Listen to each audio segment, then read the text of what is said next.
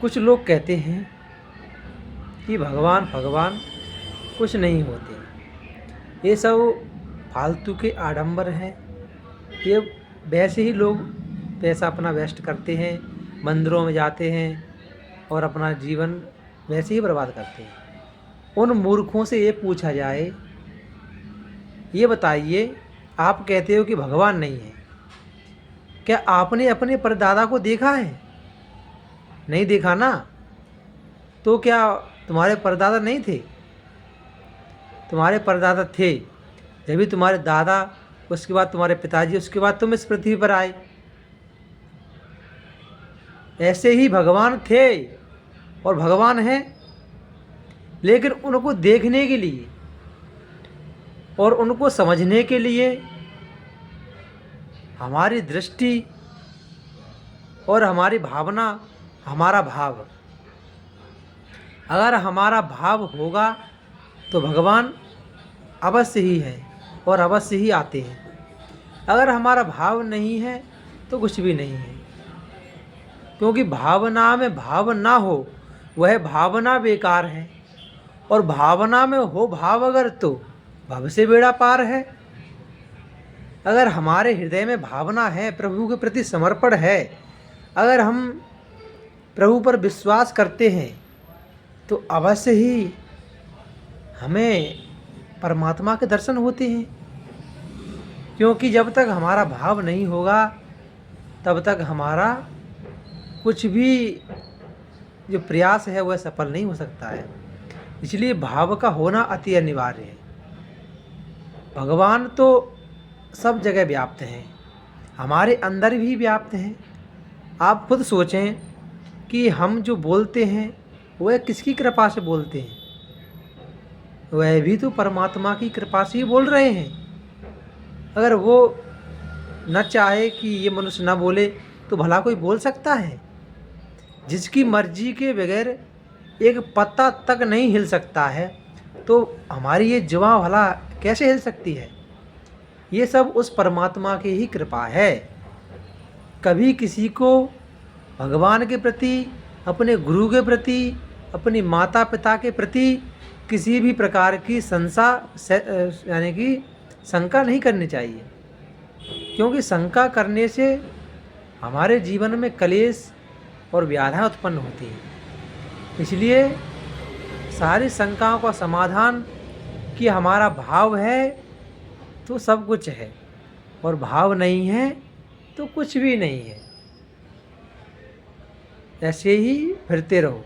अगर हमारे अंदर भाव है तो भगवान भी है, और जो हमारे गुरु भी हैं, हमारे माता पिता, सब कुछ हैं। भाव के द्वारा ही भगवान मिलते हैं, बगैर भाव के भगवान नहीं मिल सकते हैं। कहते हैं कि भगत के बस में हैं भगवान, और भगत बिना ये कुछ भी नहीं है। वो भक्त हैं, इनकी जान भगत के बस में है भगवान।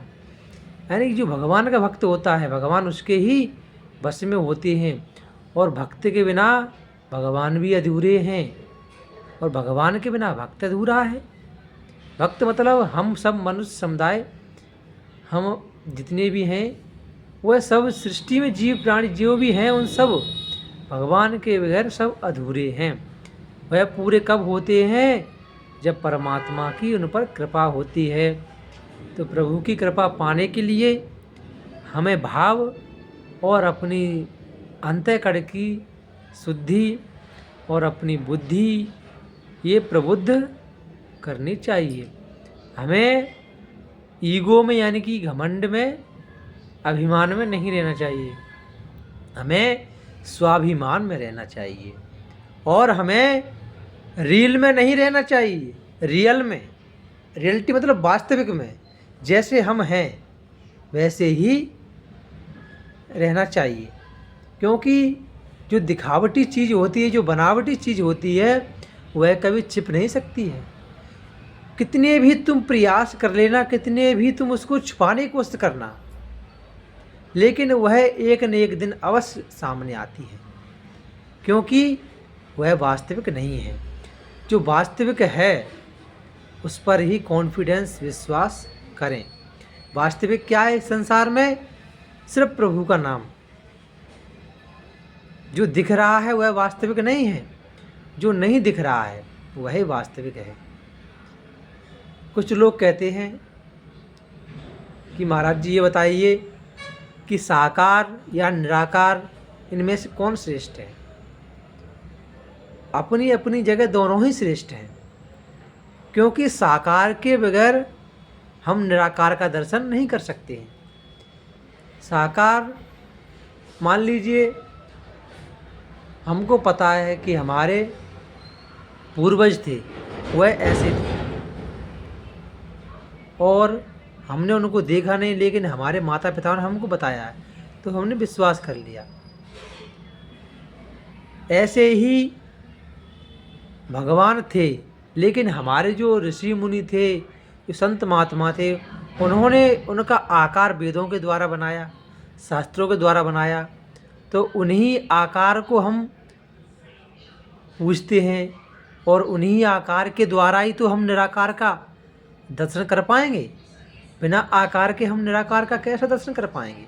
इसलिए आकार तो होना चाहिए, जब ही हम निराकार के दर्शन कर पाएंगे। इसलिए दोनों ही श्रेष्ठ हैं, चाहे भक्त साकार से भजे या निराकार से भजे, होता भगवान को ही प्राप्त है। लेकिन भजे सच्चे दिल से, सच्चे हृदय से और परमात्मा का चिंतन करे, वह अवश्य ही फलीभूत होता है। इसलिए हमें भगवान में कभी शंका नहीं करनी चाहिए। भगवान में तर्क करना अच्छी बात है, लेकिन कुतर्क करना ठीक नहीं है। इसलिए तर्क करनी चाहिए, लेकिन कुतर्क नहीं करनी चाहिए, क्योंकि जो कुतर्क करता है वह व्यर्थ ही अपना जीवन बर्बाद करता है। उसकी जो सांसें हैं वो व्यर्थ ही कामों में लगी रहती हैं, परमात्मा के चिंतन में नहीं लगती हैं, तो वह चलता फिरता राक्षस है। जैसे सतयुग में शास्त्रों में बताया जाता है कि राक्षस लोग होते थे, उनके सींग होते थे, उनके बड़े बड़े कान होते थे, नाक हुआ करती थी, ना जाने इतने कितने बड़े बड़े शरीर हुआ करते थे। लेकिन इस कलयुग में राक्षसों का पता करना इतना इजी, इतना पॉसिबल नहीं है, क्योंकि आज तो मनुष्य में ही राक्षस हैं। राक्षस कैसे हैं? उनकी प्रवृत्ति बता देती है, उनके रहन सहन, उनकी भाषा, उनकी जो लैंग्वेज है, जो भाषा है, वह बता देती है कि हाँ ये राक्षस है। क्योंकि उनकी जो भाषा होती है वो अभिमान और प्राउड यानी घमंड में भरपूर होती है। वह अभिमान बता देता है कि हाँ भाई ये तो डेमन यानी राक्षस के खानदान से है। इस प्रकार इस कलयुग में हम पता कर सकते हैं कि राक्षस कौन है, देवता और अच्छा सच्चा पुरुष कौन है। इसलिए हमको हमेशा यही कोशिश करनी चाहिए कि हम अच्छे, नेक और एक ईमानदार इंसान बने। Honesty is the best policy, यानी ईमानदारी ही सबसे बड़ी है, वह सबसे बड़ी नीति है। ईमानदारी से कोई बड़ी नीति नहीं है।